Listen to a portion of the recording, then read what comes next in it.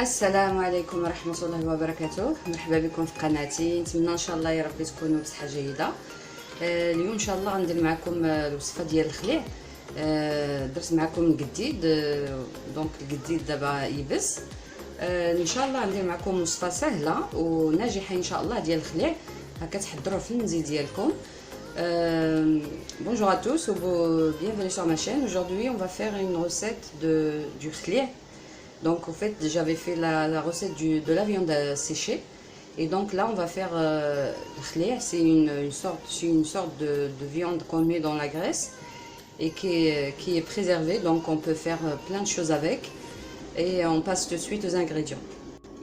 البنات باش غنصاوبوا ان شاء الله الخليع اليوم عندي واحد، يعني غنزيد فيه واحد الماده الصراحه ما عمرني ما سمعتها دارت، وانا غنديرو بهاد الماده الدهنيه. ولان ماده كنقدروا نطيبوا بها، وقلت علاش لا، واللي باش نصاوب ندير الزيت، يعني الزيت نوار الشمس او زيت العود او الناس يعني اي زيت كيديروا. انا غادي ندير اليوم ان شاء الله الزيت ديال الكوكو، وهاد الزيت هادي يعني خاصه بالطبخ، ما فيهاش رائحه، يعني نوتر. وغادي تشوفوا بان بهاد الزيت هادي كتقدروا طيبوا اون بليس. هي زيت اللي كتستحمل الحراره، دونك صحيه ان شاء الله يا ربي تعجبكم الوصفه ديال الخليع بالزيت ديال الكوكو.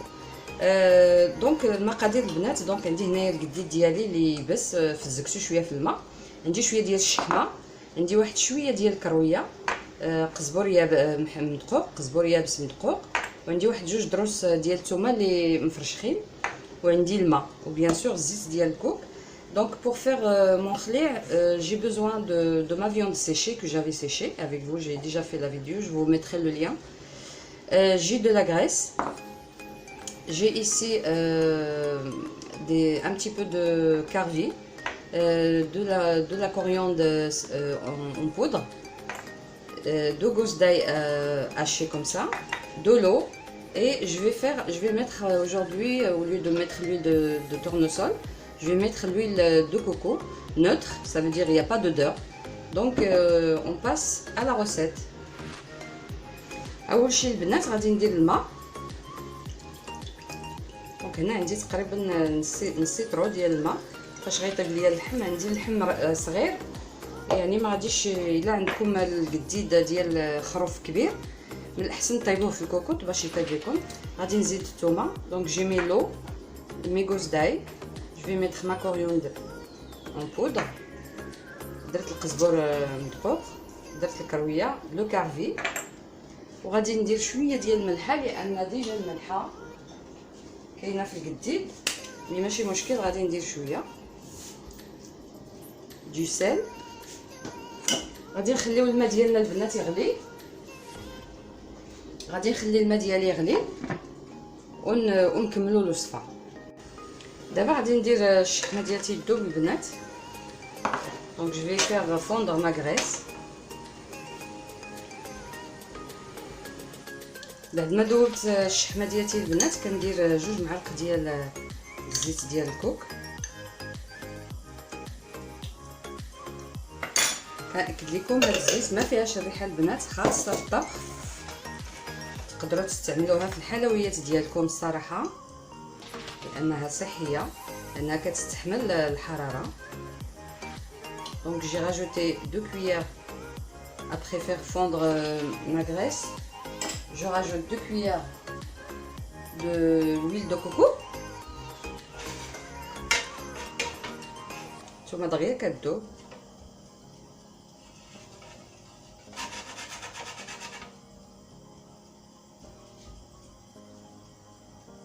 ودابا غادي نديرو الخليع ديالنا.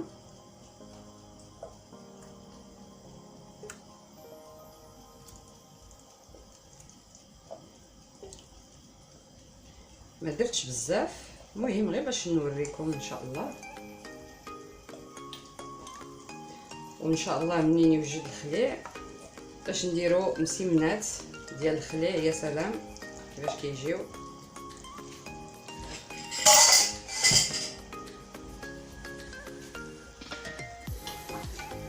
غادي نخلي الخليع ديالي باش يطلق شويه في هاد الزيت، ومن بعد نكملوا الوصفه ان شاء الله.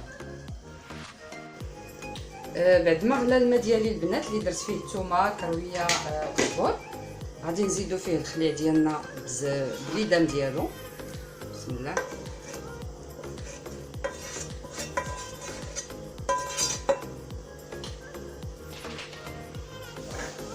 وغادي نخليوه البنات يطيب لان خص اللحم يطيب، وحتى كيتبخر داك الماء باش كيبقى غير ليدام. هذا هو الهدف ديال الخليع، كيبقى لناش الماء. غادي نخليو الخليع ديالنا يطيب ونرجعوا باش تشوفوا الخليع ديالنا ان شاء الله كيفاش كيجي بهذه الطريقه هذه. الحقيقه اول مره كنديرو بزيت الكوك، لان موالفه كندير زيت الكوك في الطبخ ديالي، وجاتني الفكره علاش لا ما نطيبوش اليوم انا الخليع نديرو بزيت الكوك. غادي نغطيه وغادي نخليه يطيب حتى كيطيب ليا اللحم. دونك جو في ليسي ما فيوند كوير et jusqu'à ce que l'eau s'évapore et après on revient pour voir la recette du خليع. البنات الخليع ديالنا وجد ها نتوما كتشوفوا كيجي هكذا.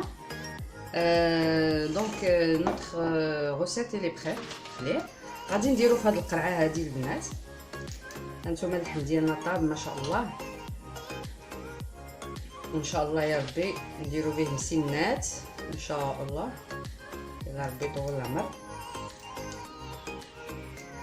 هادي يعني هانتوما كتشوفوه درتو بالزيت ديال جوز الهند الكوك، وان شاء الله غتشوفوا يعني وصفه ناجحه وبماده دهنيه صحيه. ان شاء الله تجربوها. انا متاكده غتلقاو زيت جوز الهند يعني من غير رائحه، كتكون يعني نوتر ما فيهاش الريحه ديال الكوك، هي خاصه بالطبخ. دونك الخليع ديالنا غادي نديروه هنا البنات. ما درتش بزاف، درت غير هاد القريعه هذه، المهم غير باش نشاركها معكم.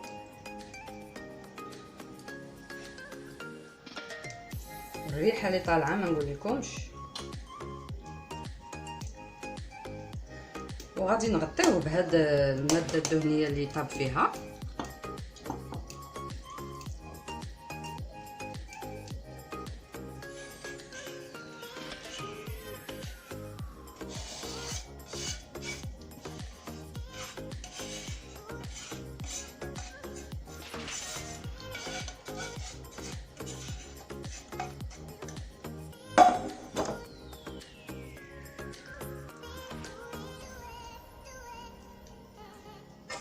فوالا البنات الخليع ديالنا ها هو وجد. نتمنى ان شاء الله تكون عجبتكم الوصفه البنات. وغادي نخليوه حتى يبرد ونسدوه، نخليوه على برا، ما كيخسرش الخليع لانه في الملحه وطيب في الماده الدهنيه. واللي بغات ديرو في يعني في الثلاجه ماشي مشكل. نتمنى ان شاء الله تكون عجبتكم الوصفه ديال اليوم البنات، وفي انتظار وصفه قادمه ان شاء الله على قناتي. كنقول لكم الى اللقاء. Donc notre recette, notre khlia, il est prêt et vous allez voir que on peut faire plein de choses avec ce sort de viande séchée. On peut faire des omelettes, donc ça c'est des recettes marocaines. Une omelette au khlia, on peut faire des galettes marocaines au khlia. Donc Inch'Allah, je vais faire ça avec vous dans les prochaines vidéos. Inch'Allah البنات ندير معكم وصفات بالخليع مسمن، surtout كيعجبني مسمن بالخليع. Donc je vous dis à la prochaine sur ma chaîne et à bientôt.